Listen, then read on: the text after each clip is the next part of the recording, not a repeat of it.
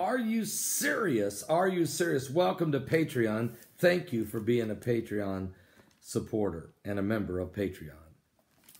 This book I received, donated to me by Alexander Davis, his entire library, a lifetime library of books, some of them in the late 1800s, early 1900s. This one written by David Rockefeller himself, one of what I'll call the definite Illuminati, okay? It's even signed. It's a signed copy by David Rockefeller himself. I've shared a little bit from this book in the past, but I want to share more with you today. Of course, you've heard of, especially I want to talk about Bilderberg. You've heard about the Trilateral Commission and the Council on Foreign Relations and Bilderberg. Listen to this. David Rockefeller says these words. He said, for more than a century, ideological extremists at either end of the political spectrum have seized upon well-publicized incidences such as my encounter with Fidel Castro to attack the Rockefeller family for the inordinate influence they claim we wield over the American political and economic institutions.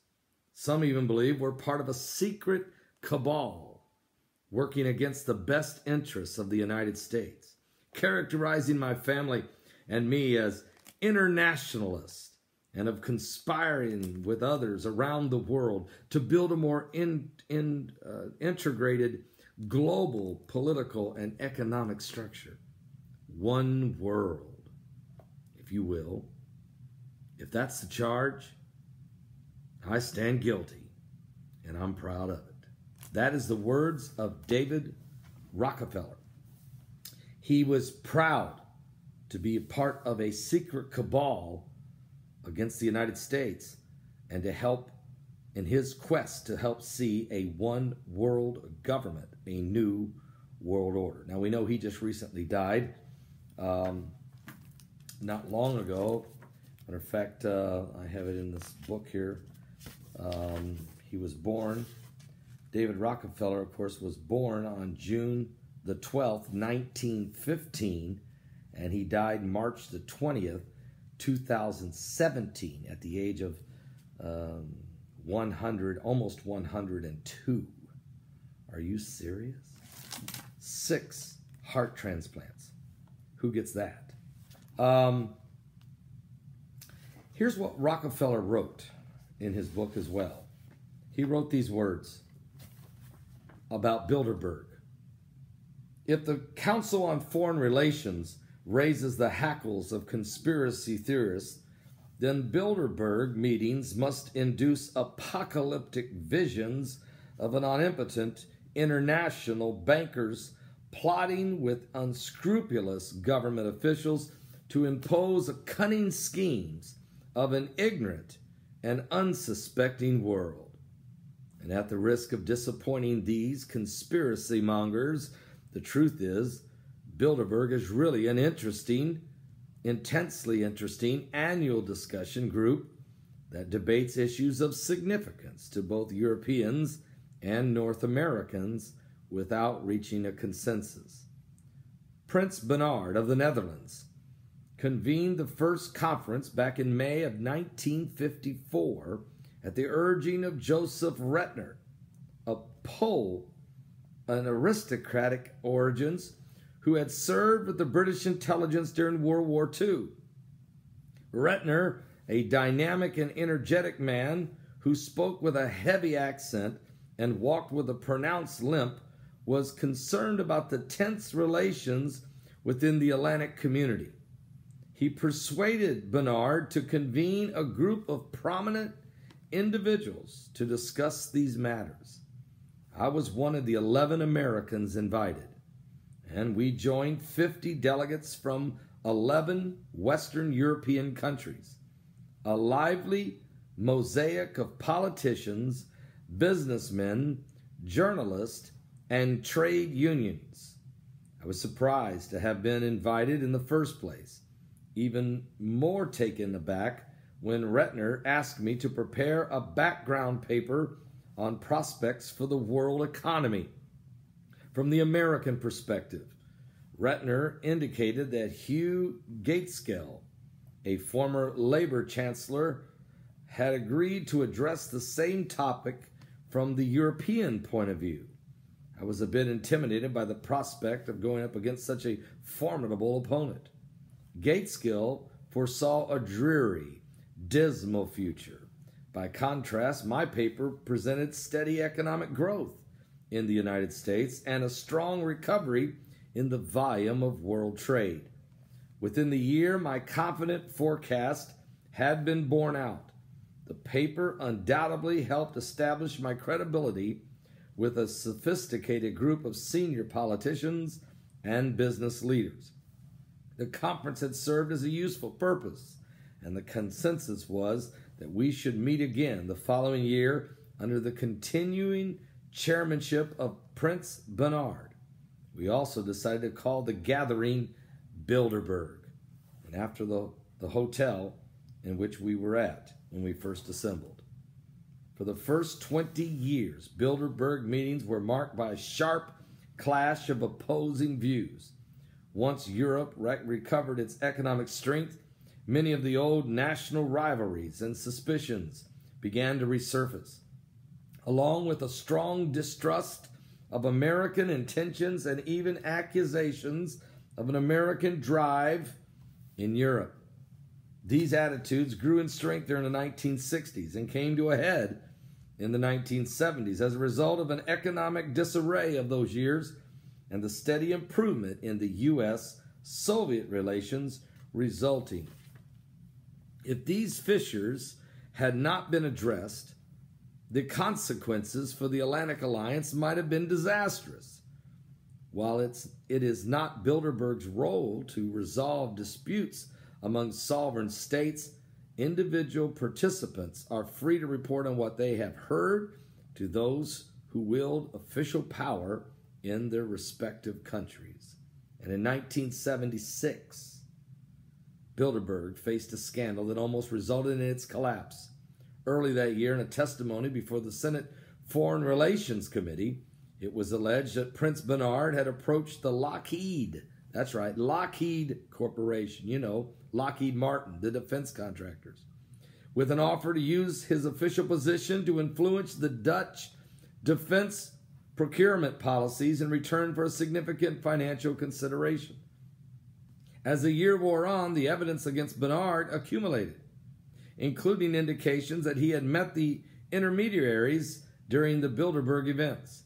And in 1976, conference was canceled. It appeared for a time that Bilderberg was finished. Although there were several resignations and a few others who thought the meetings had outlived their usefulness, many more believe we should try to find a way to keep them going. Especially an appointed committee recommended that Bilderberg be continued, but that the meetings be modified to involve younger participants who would help diversify the political viewpoints represented. And so they began to modify not only their meetings, but their agenda. They began to focus with a consortium on how to build a new world order. Folks, it's amazing when you read about some of the things that David Rockefeller was involved in. As I said, the Trilateral Commission and the Council on Foreign Relations. Some would say certainly he had to be a communist because he was a globalist, or a new world order is really what he wanted. And the United States would be actually standing in the way of achieving that.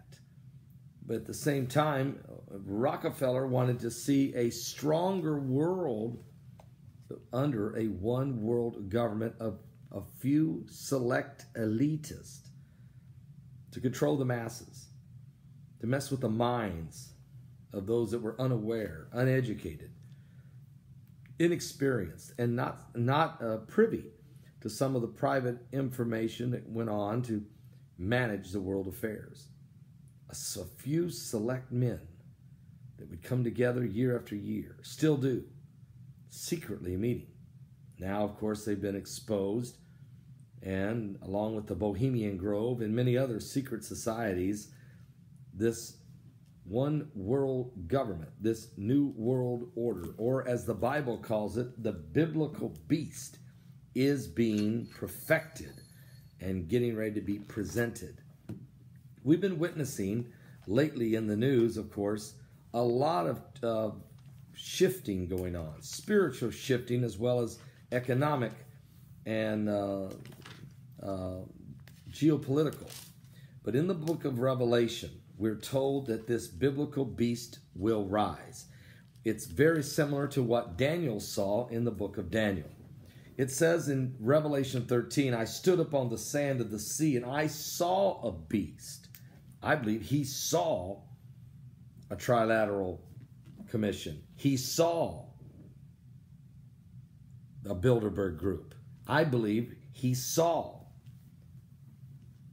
the Council on Foreign Relations and other groups that were formed. He said, I saw a beast rise out of the sea, having 7 heads and 10 horns, and upon those horns 10 crowns, and upon those heads the name blasphemy.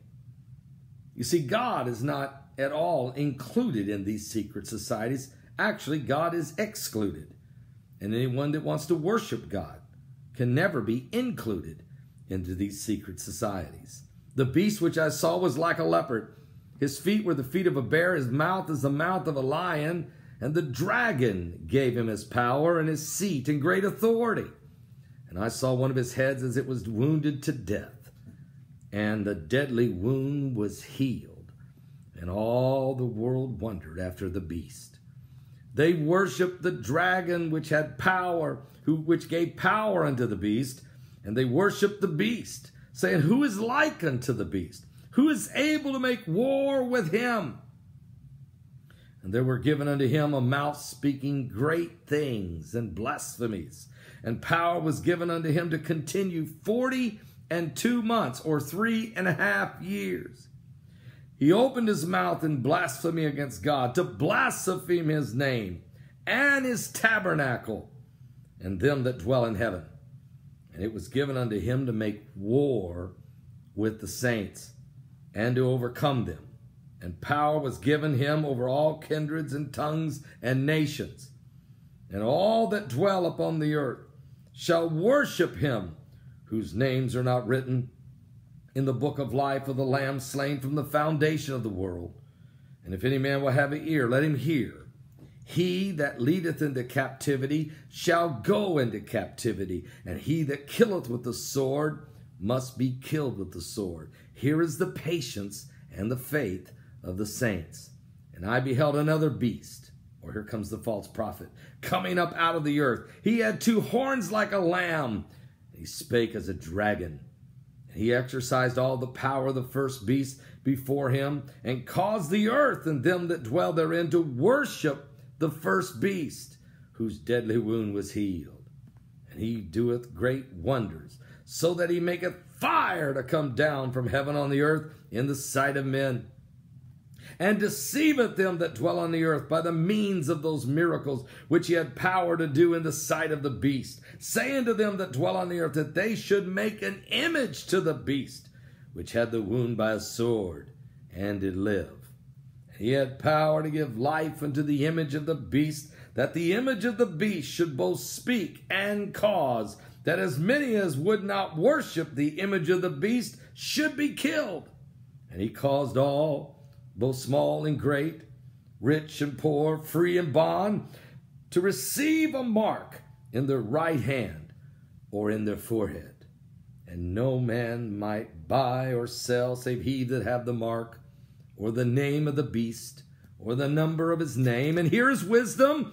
Let him that hath understanding count the number of the beast, for it is the number of a man, and his number is 666, or 666. The beast shall rise. Give your life to Jesus Christ. Tell others we're running out of time.